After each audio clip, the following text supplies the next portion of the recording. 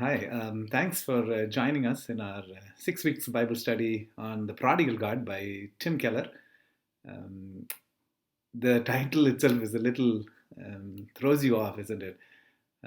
Because we haven't heard the term prodigal used in the sense of God. But prodigal basically means being reckless, um, just overextending. That's what it basically means. So, as you go along the study, you will kind of understand why he calls God the prodigal God. And so the last time when we met, uh, Tim Keller tells us that if you read the story of Luke, and he says there are two groups of people who kind of hung around with Jesus. One was who we call as the tax collectors and sinners, and the other one was the Pharisees and the ones who kept the law. And Tim Keller goes on to say that the message of Jesus kind of attracted people who we think are lost, who we think don't deserve, who we think lives a wayward life. And it kind of offended those who kept the law, those who were very serious about the law, who kept the law, who conformed to everything, are the ones who got offended. And that at the very end, he basically asks us the question: the message and the preaching and the ministry that we do as a church, um, is it really bringing in those people who are lost in the world today? Or is it only attracting those who just keep the law? Which means then I think we have to reevaluate the message that Jesus preached. So that's where we ended, and I hope you had a good discussion. And today's discussion is on the two chapters that he kind of offers to us. Just a quick reminder, if you are a group member or a leader, I want you to see if you can get this book and read it, because he does an amazing job. And sometimes I have to read a couple of times to understand where he's going with these chapters. And so I'll try to sum it up, but watch his video also. But I'll try to sum it up what he does. So in these two chapters, the first chapter, what he calls it as the two lost sons, and so he calls it the Act One and the Act Two. In the Act One is the younger son comes and asks his father for his share of the property, and he says, God, Father, give me my share of the property. There is nothing wrong in asking for something like that, but it is very offensive for the people who are in the crowd listening to that, because when the father is living, you cannot ask for the property. Only when the father dies will the property be divided. And for the younger son to come and ask for the father's property, kind of offensive. It basically tells father, you are dead, now give me the property. And what is more offensive is that the father decides to share the property and give it to the son. Now, you probably, what Tim Keller says, there must have been a big gasp. I said, what? How can this father do?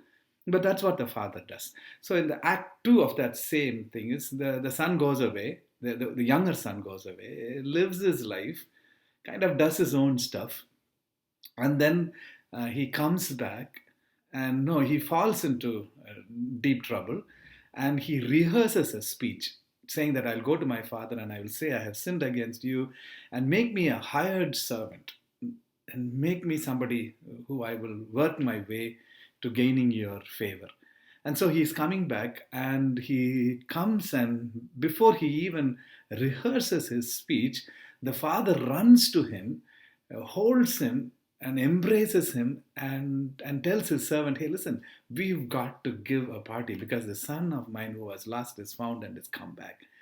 Now, again, that would have offended many of the people in that while they were hearing that story, because a father will never do, especially a son who has disowned and gone away, a father will never do. So this is very offensive. And to throw a party with a fattened calf is just too much. And so, and when if Jesus had ended that story, then we can immediately say that God's love is just lavish and attracts us. But that's not where Jesus ends. Jesus kind of tells the story a little more, in that he says, the older brother is returning back from the field and he hears this noise and he's not wanting to go. He's just waiting outside and does not want to go. Now, look at the way the father, like the way he did to the younger son, does the same to the older son. He goes out and he meets his older son and he says to him, listen, this brother of yours has gone away and has now come back. So come and be a part of this one. Now, the older son refuses to go inside. And he doesn't really give heed to the father's pleading, but stays outside. And so Tim Keller, he basically says, it's not, oftentimes we read this story as the prodigal son, the one who was lost. But then he says it's not just the one son was lost, but both the sons have been lost in some way or the other. And so now the ones, the hearer of the story, are just anticipating whether the older brother will go inside and reunite with the family. But that doesn't happen. Jesus lives it an open-ended story. So that's where he finishes his idea of what does it mean to be lost and what does it mean to be saved. In chapter 3, what Tim Keller says is that Jesus, by using this story of the prodigal son, redefines sin for us. And I'll try to explain it, but you have to read the third chapter by Tim Keller, and he does an amazing job.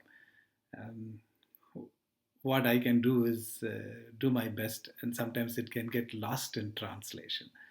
So I'll try to do as best as I can. What he is saying is, when we read this story of the prodigal son, our traditional understanding is sin is alienating ourselves from God, which is true. When you and I alienate ourselves, that is when we fall into sin. And so the traditional way of understanding the story is that the younger son alienates himself from the father by doing the bad, while the older son is alienating himself by doing the extremely good. And so that is why he calls that both the sons are in some ways have lost. And so what he says is Jesus is kind of redefining sin for us. He uses two movies, I think, the movie Witness and the movie Amadeus. Both of them kind of portray the two ways of life. The ways of life of the younger brother who tries to find life by self-discovery. And it also portrays the life of the older brother by sticking to certain moralisms. And so they think that's the way to find happiness. And so what Tim Keller says is both ways exclusively is wrong. And so Jesus offers a very radical way of understanding sin. And so this is what he says.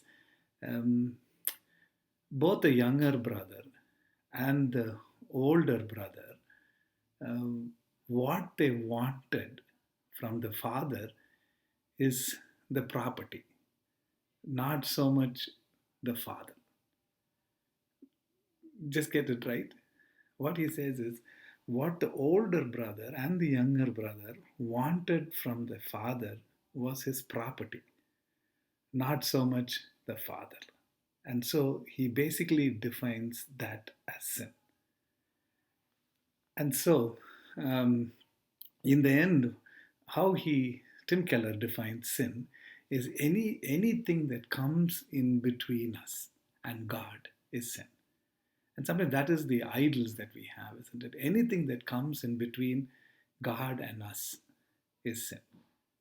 And especially for the older brother, his goodness, he tried to earn God's favor by being good, which means he really did not need a savior. He thought he can redeem himself by obeying and doing the right thing. So he says, even that is sin. And so in the end, he defines gospel. In this story, the gospel is very simple. Every one of us is wrong, every one of us is loved, and every one of us is saved. That's the whole understanding of this chapter. And I hope it'll help as you go through the book and as you read this chapter and as you enter into discussion. Even before you come, just read this chapter 3 at least. It really makes a lot of difference. There's a lot more that he offers for you than what I have given. I hope you'll have a great time. And thank you so much for being a part of this Bible study. Enjoy this time together. Thanks. Bye.